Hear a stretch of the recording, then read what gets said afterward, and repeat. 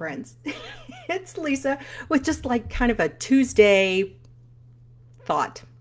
I had the opportunity to be out on the river on Sunday. And, sometimes a girl just needs to get away, find some dirt roads, find some water time, and come back to center. I have found that when I go get lost in nature, spend some time on the water, that's when I really kind of come back in to me. Especially, we're living in some pretty chaotic times right now.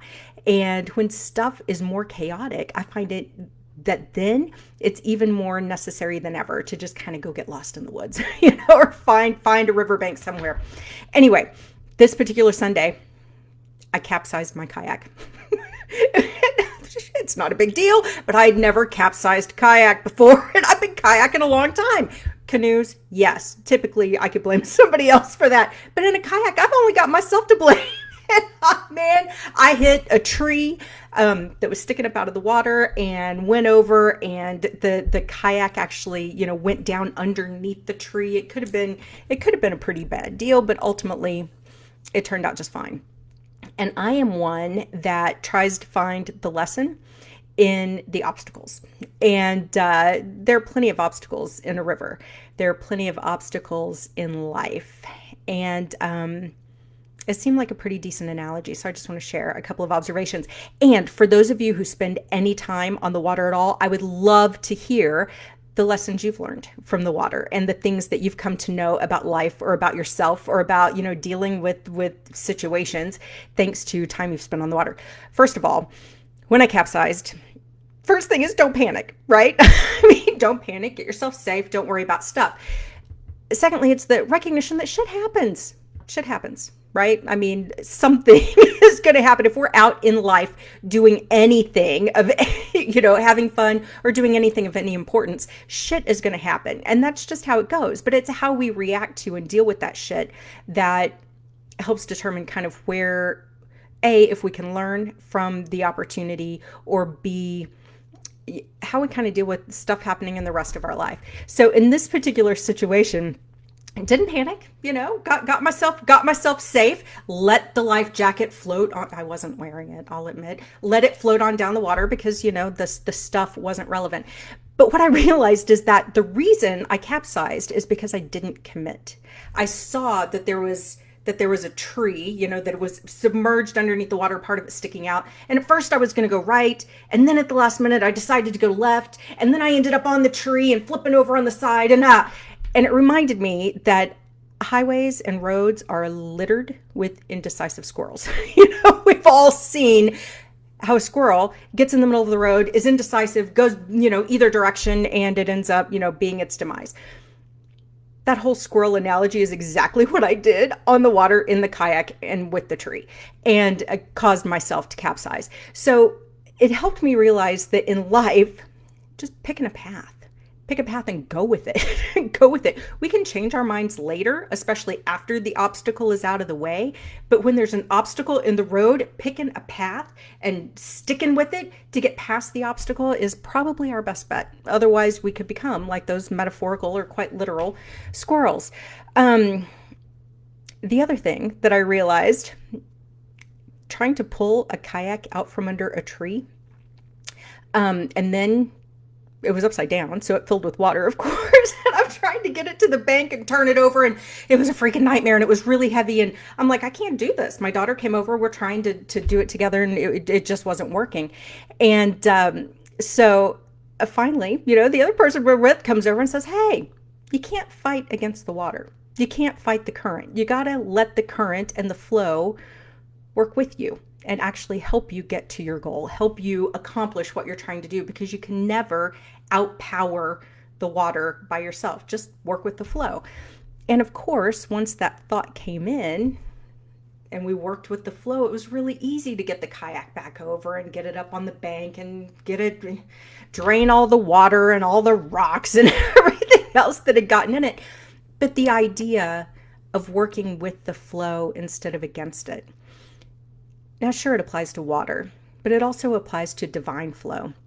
And divine flow is something that is present in our lives all the time. And when we're moving toward a goal or moving towards something we're trying to accomplish or just living life in an enjoyable way that feels like it's filled with ease and grace, that's when we know we're in divine flow. When we're working against the flow or working against, those divine nudgings, that's when stuff starts to feel hard. That's when, we end up riding the struggle bus instead of easily being able to float down, the river of life with this divine flow. So just keeping that in mind and looking at our own lives and trying to be cognizant and aware of those times that we're in divine flow and those times that we've jumped out of divine flow, that we're fighting the current, that we're finding ourselves on the struggle bus in a way that's not helpful, that actually works against ease and grace in our lives. Now, here's the thing. There's a lot of obstacles going on in life right now. So we look out in the world and there's a lot of stuff going down. And there's a lot more stuff that's going to go down in the near future, quite likely. And the question is, do we let ourselves capsize? If we do capsize, which may happen, I mean, heck, I flipped kayak, right? Do we panic?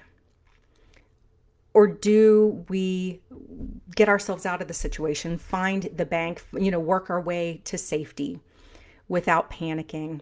And then when we're trying to right the situation, can we work with the flow that's already working in our lives, or are we struggling against it? So these are just some thoughts. Chaos is upon us in a lot of ways, but the opportunity for ease and grace is upon us in a lot of ways too. And when we tap into that divine flow, when we tap into our own divine wisdom and our own connection with the divine, that's when we have an opportunity to float through this river of life, complete with all the obstacles that it offers, because life is never going to be obstacle free. But we can float through with greater ease and grace in a way that causes less panic, right? Causes less frustration, causes less losing the new waterproof camera and my shirt, which I lost both in that situation. Anyway.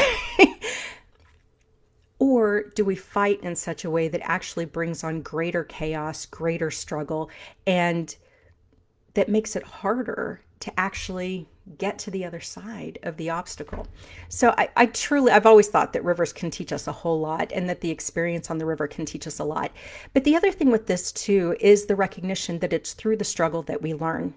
Had it not been for me smacking a tree and capsizing my kayak and feeling a little bit like a goofball, because this was the first time that I've done that, I wouldn't have had the opportunity to learn. All of my kayak trips up to then had been pretty uneventful, right? Hadn't capsized, hadn't lost anything, hadn't had to unhinge my kayak from under a freaking tree. But I'm gonna be better at being on the river next time I am, because I had the opportunity to learn from the struggle, to learn from the obstacle, to learn and grow to where next time I will have greater confidence in knowing exactly how to address not only dealing with that particular obstacle so I can avoid capsizing, but if I do capsize, what do I do? And how do I do it safely and working with the flow instead of against it? But the other thing too is, if there were no obstacles in life, it'd be pretty freaking boring when you think about it. I mean, because the obstacles are often the things that make life a little bit more exciting, that bring in the adventure, that are the opportunities for us to learn. So as we're navigating this very weird time, in human history and globally and all the chaos and everything else, as we're navigating this, if we keep that in mind, that it's through obstacles, that it's through how we deal with the unexpected or deal with, those things that are thrown in our path that we weren't expecting, that's how we have an opportunity to grow, to pivot, to flex, to strengthen our own muscle and how we deal with life. And so I just wanted to share that. The other thing, I could have let dumping my boat piss me off and put me in a really bad mood for the whole rest of the day. And instead I chose to be grateful. Hey, thanks, thanks divine that I'm safe. and that the boat's safe, and that, the rest of the trip can be wonderful. It was not too long down the river that had the opportunity to see a bald eagle, soar just right over the river, not very high up. Saw, bald eagles on 3 different occasions that day. And so to go from choosing not to be panicked, choosing not to be pissed off, and instead choosing to see the lesson and the growth opportunity, and also choosing to be grateful.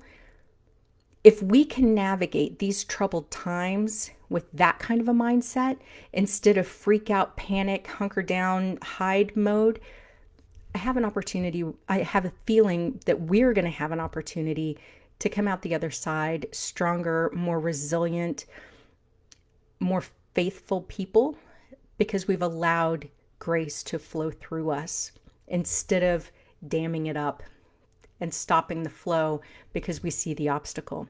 So on this Tuesday, I just encourage you to, find that gratitude and find the lesson. Even when things get hard, there's an opportunity for us to learn. And when we do that, we continue getting stronger as we walk down this dirt road of divinity, our own little scenic route of the soul. We continue to grow. So I hope you have a fantastic day, and I will talk to you soon. See ya.